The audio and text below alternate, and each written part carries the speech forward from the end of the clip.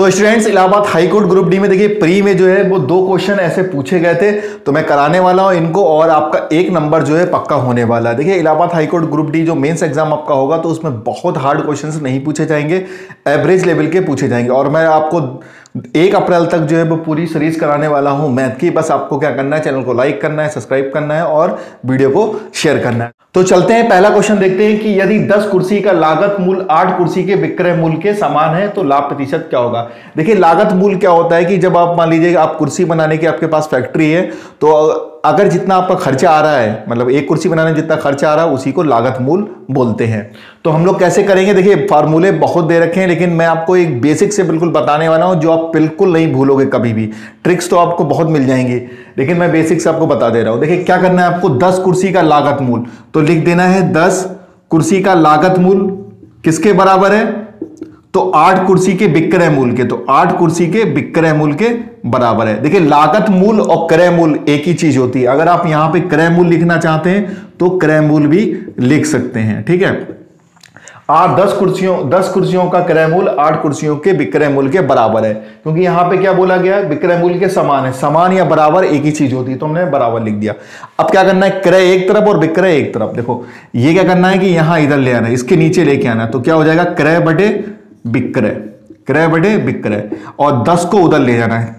कैची गुणा में क्या होता है, ये इधर और ऐसे ऐसे करके, तो ये हो जाएगा 8 बटे 10, काट देंगे 2 चक्कू 8 और 2 पंजे 10, ठीक है। तो क्रय मूल्य कितना हो गया 4 रुपए और विक्रय मूल्य कितना हो गया 5 रुपए। मतलब 1 कुर्सी हम 4 रुपए की खरीद रहे हैं और 5 रुपए की बेच रहे हैं। तो हमें क्या निकालना है, लाभ प्रतिशत निकालना है। तो लाभ प्रतिशत क्या फॉर्मूला होता है कि कुल लाभ बटे क्रय मूल्य इंटू 100।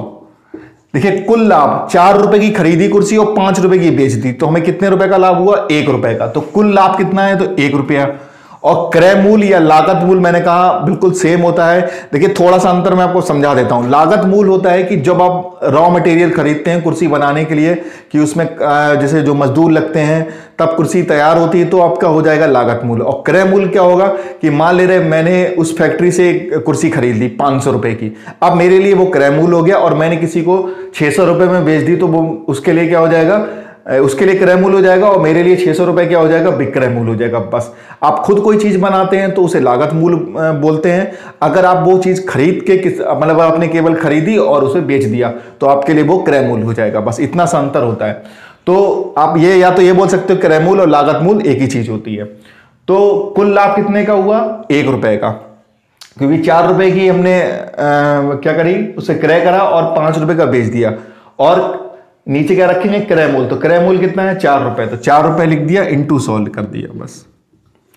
तो कितना आ गया 25%। आंसर कितना हो जाएगा 25%। चलते हैं नेक्स्ट क्वेश्चन पे। देखिए असहभाज्य संख्याएं, अभाज्य और भाज्य, इन तीनों संख्याओं में क्या अंतर होता है। तो पहले तो मैं आपको समझाने वाला हूं अभाज्य। अभाज्य क्या होता है, देखो भाज्य का मतलब होता है, अगर इतने का हम देखें तो भाज्य का मतलब होता है जो किसी भी नंबर से कट जाए उसे भाज्य बोलते हैं। और छोटा आ लगा देंगे तो छोटा आ का मतलब ये उपसर्ग है, और छोटा आ का मतलब होता है नहीं या रहित, मतलब निगेटिव सेंस। अभाज्य मतलब जो कटे ना, उसे अभाज्य बोलते हैं, या इंग्लिश में इसको क्या बोलते हैं, प्राइम, ठीक है, क्या बोलते हैं, प्राइम। तो अभाज्य का मतलब होता है जो किसी से ना कटे। तो सबसे छोटी अभाज्य क्या होती है, ये बहुत एग्जाम में पूछा जाता है और बहुत लोग गड़बड़ करके आते हैं। सबसे छोटी अभाज्य क्या लिख देते हैं, वो एक भैया अभाज्य नहीं है आपका, बहुत बार पूछा गया है। तो सबसे छोटी अभाज्य क्या होती है 2, फिर उससे बड़ी क्या होती है आपकी 3, फिर 5, फिर 7, फिर 9 नहीं होगी क्योंकि 9 3 से कट जाती है। अभाज्य का मतलब जो किसी से ना कटे।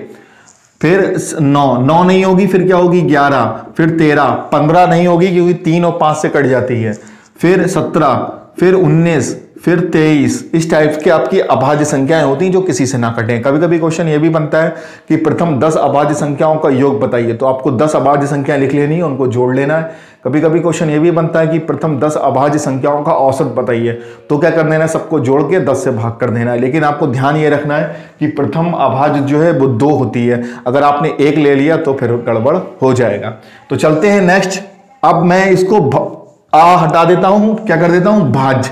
भाज्य संख्याएं क्या होती हैं? तो भाज्य संख्याएं जो किसी दूसरे नंबर से कट जाए उन्हें भाज्य कहते हैं। तो सबसे छोटी भाज्य क्या होती है? वो होती है 4, क्योंकि 4 जो है वो 2 से कट जाता है और खुद से भी कट जाता है, 2 से भी कटता है। तो और 4 के बाद क्या होगी? 6, 6 के बाद क्या हो सकती है? 8, 8 के बाद 9, 9 के बाद 10, 10 के बाद 12, 12 के बाद 14, 14 के बाद 15।